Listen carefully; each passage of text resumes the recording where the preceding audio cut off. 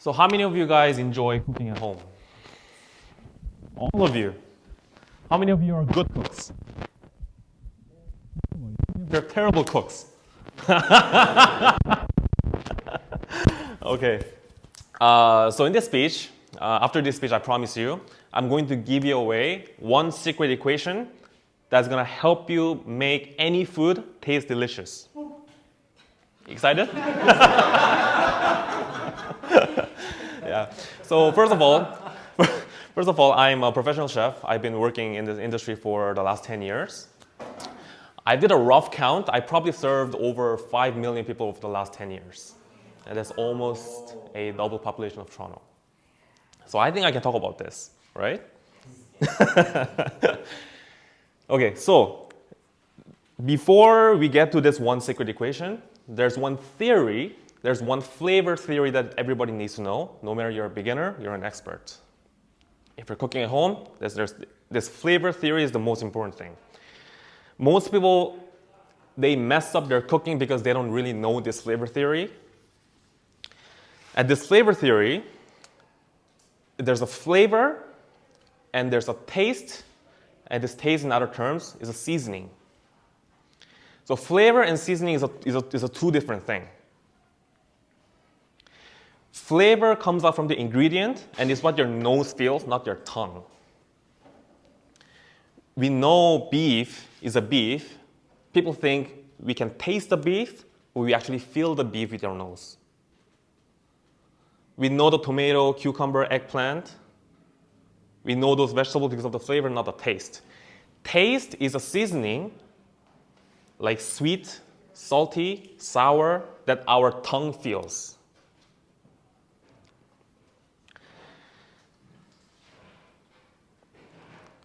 When you have a good ingredient, you mess up your seasoning, it's going to taste bad.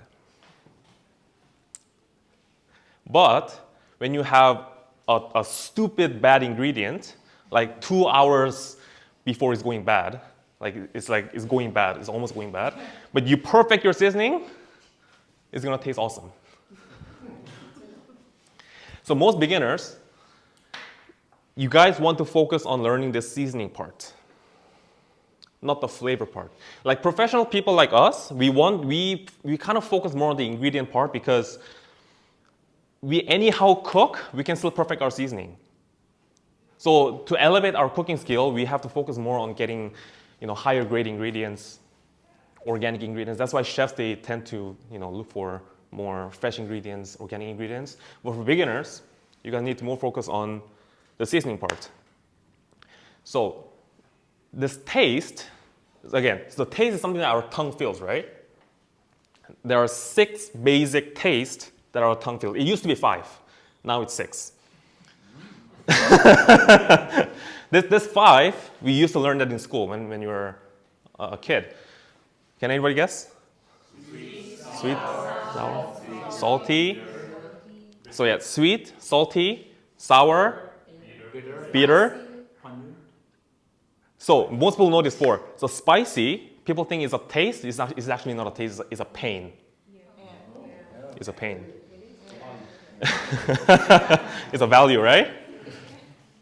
So, sorry? Yes, the 5th one is umami, yes. So the 5th one is umami. Umami, do you know what's umami? Yeah, umami. In English, it's a savory. Easier term, MSG.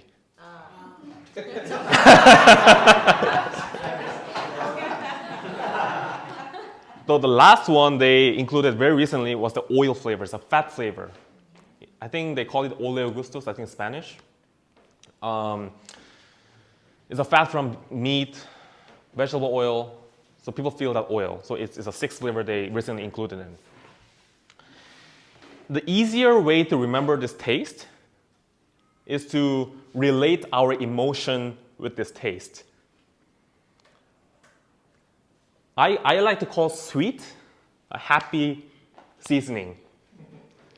When people are depressed, they look for sweet things. When your girlfriend is depressed, you give her the sweet thing, problem solved. When your girlfriend is angry, you give her salt, And salt is a seasoning of survival. Humans need salt to survive. We need salt to live, right? MSG is a seasoning of cheating. You can make anything taste nice with MSG. It's impossible to make something bad with MSG. Oil is a seasoning of fat. You feel like you're getting fat the next day once you consume the oil. And these 4 seasoning is what people need to remember the most. Sour and bitter is a tough one. It's an advanced level. So for beginner, these are the 4 seasonings, the most important thing. So what is it? Sweet, salty, savory, oil. So it's about now, how are you going to mix and match these 4 flavors, right? How are you going to mix and match this seasoning? There's a primary seasoning and there's a secondary seasoning. Primary seasoning, you can basically mix and match everything in the primary and secondary seasoning. That one secret equation, you always want to make at least double times stronger, your primary seasoning double times stronger than your secondary seasoning. Does it make sense? So have you ever cooked before at home and you tasted it and you feel like, oh, like I think it's salty, I think it's sweet, but I don't know what to add. Like it doesn't taste really that great. And you want to add something in more, but you don't know what to add, right? You know why? Because your ratio between the primary and secondary is 1-to-1. There's nothing standing out. So when that happens, you just want to pick one and add more. You want to make the primary seasoning at least double times stronger than the secondary. So in a real life, if you think about it, when salty goes with MSG, what is that? It's a fried rice. When oil goes with sweet, that's a donut. That's a beaver tail. When oil goes with salt, that's French fries, burgers. Sweet, salty, that's salted caramel. Sweet, that's fruit and ice cream, right?